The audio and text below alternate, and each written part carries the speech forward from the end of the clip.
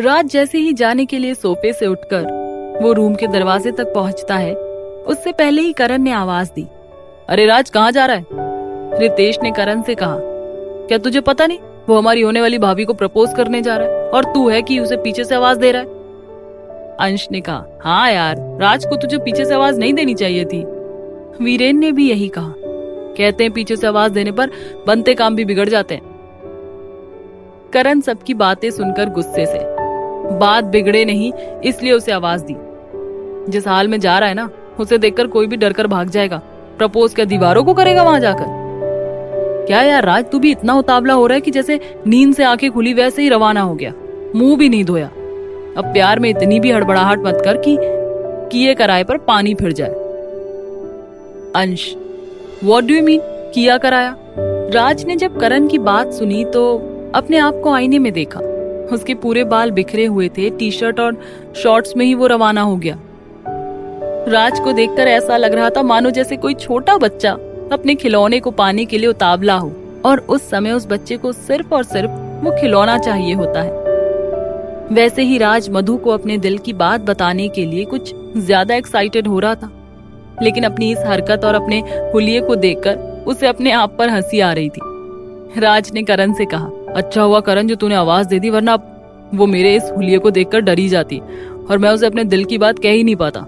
Thanks यार, करण ने कहा, दोस्ती में कोई फॉर्मेलिटीज नहीं, नो सॉरी नो थैंक्स। अच्छा अब जल्दी से तैयार होकर जा, कहीं वो। राज के चारों दोस्त राज के इर्द गिर्द घूमने लगे और राज को जैसे उसकी मन की मुराद मिलने वाली थी। इस सर्द ऋतु में भी उसकी खुशियों का वसंत आने वाला हो। उसके चेहरे की मुस्कान उसके मन में हो रही खुशी को साफ बता रही थी। रितेश ने राज के कंधे पर हाथ रखकर कहा, बड़े खुश लग रहे हो राज, और इस लाइट पिंक शर्ट में तो और भी हैंडसम लग रहे हो। तुझे तो कुछ कहने की जरूरत भी नहीं पड़ेगी, वो तो तुझे देखकर खुद तुझे प्रपोज कर देगी। राज शर्ट की कॉलर को सही करते हुए, तू सही कह रहा है या मेरा मजाक बना रहा है इस पिंक शर्ट को देखकर? रितेश राज की तरफ देखते हुए, अरे यार तेरा लुक तो वैसे ही चार्मिंग है, और तेरे जैसे डैशिंग बंदे की मैं क्यों मजाक बनाऊंगा? और तेरे लिए तो ये दिन कितना इम्पोर्टेंट है, मैं समझ सकता हूँ। भले ही मुझे मेरी राजकुमारी ना मिली हो, लेकिन मेरे यार को उसकी ड्रीम प्रिंसेस मिल रही है, तो अब तू देर ना कर, जा जल्दी से। वीरेन ने राज का हौसला बढ़ाते हुए, राज जा मेरे भाई, और अपने दिल की बात जुबान पर ले आना। ऐसा नहीं हो कि तुम वहां जाकर उसे देखकर वापस आ जाओ, क्योंकि हमारे पास टाइम बहुत कम है, इसलिए उसे अपने दिल की बात कहकर ही आना। अंश, तुम लोग जो राज को ऐसे समझा रहे हो जैसे राज कोई छोटा बच्चा हो। एग्जाम हॉल में जाते ही टीचर को देखकर वो सारे आंसर भूल जाएगा और क्वेश्चन पेपर को देखकर ही वापस आ जाएगा। लेकिन सच तो यही था, राज ने बड़े बड़े एग्जाम पास किए हों, लेकिन ये एग्जाम बाकी सभी से अलग था। राज इसके लिए कोई प्रिपरेशन पहले से नहीं कर सकता था। जो होना था वो मधु से मिलने के बाद ही पता चलने वाला था। राज का शर्ट तो लाइट पिंक था, उसका चेहरा उसके मन की बात साफ साफ बता रहा था कि उसके मन की बगिया में पिंक रोज खिलने वाले हैं, और आगे पलों के बारे में सोच सोच कर राज का चेहरा पूरी तरह से पिंक हो रहा था। राज को देखकर ऐसा लग रहा है लड़कियों से अधिक तो लड़के शर्माते हैं अपनी दिल की बात जुबान तक लाने में, लेकिन राज ने पक्का इरादा कर लिया था कि वो अभी जाकर मधु को सब कुछ कह देगा, फिर चाहे मधु उसके बारे में जो भी सोचती हो। राज हाथ में अपनी जैकेट लेकर निकलने ही वाला था कि अंश ने राज को रोकते हुए, 1 मिनट राज। रितेश, अब और क्या रह गया यार, ये लेट हो रहा है, इसे जाने दो। अंश, मैं तो हम सबकी सेल्फी ले रहा था और कुछ नहीं। और हाँ राज, अपना फोन अपने साथ ही ले जाना प्लीज। प्रपोज करने से पहले रिकॉर्डिंग स्टार्ट कर लेना, ताकि हम भी सुन सके तूने कैसे प्रपोज किया और फिर मधु का क्या रिएक्शन रहेगा। करण ने अंश की तरफ देखते हुए सख्त अंदाज में कहा, अंश वो वहां मधु को प्रपोज करने जा रहा है, ना कि किसी न्यूज चैनल के लिए इन्वेस्टिगेशन करने जा रहा है। जो वो कहना शुरू करते रिकॉर्डिंग शुरू कर लेगा। हाउ सिली अंश। रितेश ने अंश को देखते हुए कहा, अंश तूने किसी को प्रपोज किया है क्या? उस समय उसके पास रिकॉर्डिंग स्टार्ट करने की सोचने का टाइम रहता है? पता नहीं तुम भी क्या क्या सोचते रहते हो। अंश ने रितेश की बात का जवाब दिया, नहीं किया, तभी तो कह रहा हूँ, मैं तो सिर्फ जानना चाहता था कि प्रपोज कैसे करते हैं। और रितेश कहता है, इसमें जानना क्या है, ये तो टाइम पर डिपेंड करता है कि हम क्या सोचते हैं और अगला हमारे बारे में क्या सोच रहा है। राज सबकी बातें बड़े गौर से सुन रहा था, लेकिन कुछ नहीं बोला। सोच रहा था कि अब तक जितनी बार मधु से मिला, कुछ ना कुछ दोनों के बीच कहा सुनी हुई है। अगर वो उसकी बात सुनकर भड़क गई तो ये सोचकर ही राज का गुलाबी रंगत लिए चेहरा पीला पड़ने लगा, जैसे वसंत के आगमन से पहले ही पतझड़ ने आकर उसके मन में खिलने वाले फूलों को ठूंठ बना दिया हो। क्या सोच रहे हो राज, जाओ और अपने मन की बात उसे बता दो। और अचानक तुम्हारा चेहरा पीला क्यों हो गया है? Are you okay? करण ने राज की तरफ देखते हुए कहा। कुछ नहीं यार, यही सोच रहा था कि कहीं वो मेरी बातें सुनकर भड़क गई तो, और उसने मेरी फीलिंग्स का मजाक बनाया तो। बस यही सोचकर मेरे पैर रुक गए हैं कि मैं अपनी फीलिंग्स का मजाक नहीं बनने दूंगा। मैं उसके लिए अच्छा सोचता हूँ, बस इतना ही काफी है। मैं कहीं नहीं जा रहा। वीरेन चिढ़कर कहता है, ऐसे कैसे मूड चेंज हो गया तुम्हारा? उठे थे तब तो जैसे थे वैसे ही रवाना हो रहे थे, और अब कह रहे हो कि नहीं जाओगे। एक बार फिर से सोच लो, ऐसा ना हो कि फिर तुम कहो कि काश मैं कह पाता, या हम यहाँ कुछ घंटे ही और रुकेंगे, फिर हमारी फ्लाइट का टाइम हो जाएगा। करण ने वीरेन की हाँ में हाँ मिलाते हुए कहा। वीरेन सही कह रहा है। राज क्या सोच रहे हो? क्या तुम उसे कुछ नहीं कहना चाहते? मुझे लगता है तुम कुछ ज्यादा ही सोच रहे हो। इस कारण तुम्हें लग रहा है कि वो तुम्हारी फीलिंग्स का मजाक बनाएगी, पर मेरी बात मान, ऐसा कुछ नहीं होगा। बिलीव मी, सब कुछ अच्छा होगा। तू जाकर अपने मन की बात उसे बता तो सही। तुम ही तो कहते हो कि कोई भी काम हो उसे स्टार्ट करने से पहले ही हम कैसे कह दें कि ये होगा कि नहीं। कोशिश करने से हर काम का रिजल्ट पॉजिटिव ही मिलता है। राज ने कहा, ठीक है करण, पर मेरे मन में अभी भी शंका है।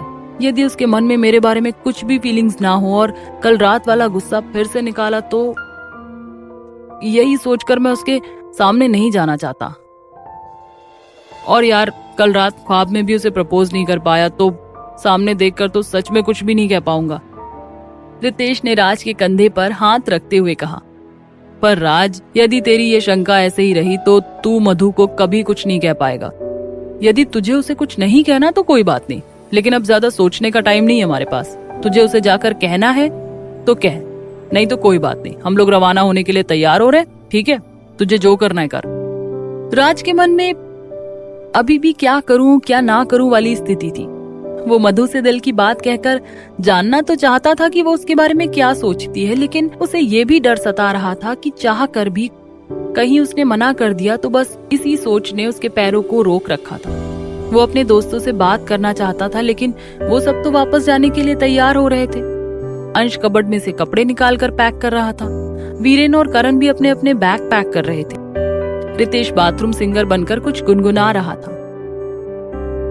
राज अपने आप से ही, मुझे भी अपना बैग पैक कर लेना चाहिए। राज ने जैसे ही अपना लैपटॉप पैक करने के लिए उठाया, तभी करण ने उसे चिढ़ते हुए कहा, देख राज, अब लैपटॉप पर कोई काम को लेकर मत बैठना।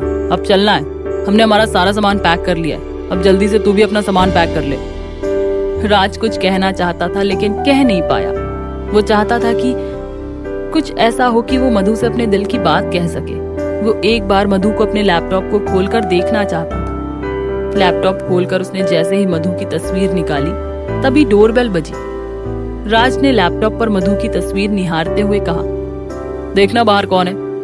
करण बैग पैक करते हुए, तू ही देख ले कौन है। हम सब पैकिंग कर रहे हैं। फ्लाइट में ज्यादा टाइम नहीं रहा, अब जल्दी ही होटल से निकलना है। राज, ओके, मैं ही देखता हूँ कौन है। राज ने जैसे ही दरवाजा खोला, सामने होटल का एक आदमी कहता है, सर जब आप बाहर जाएं तो चाबी देकर जाना, रूम की सफाई करना है। राज कहता है, अरे भाई, हम तो आज जा ही रहे, तो चाबी मैनेजर के काउंटर पर जमा करा जाएंगे।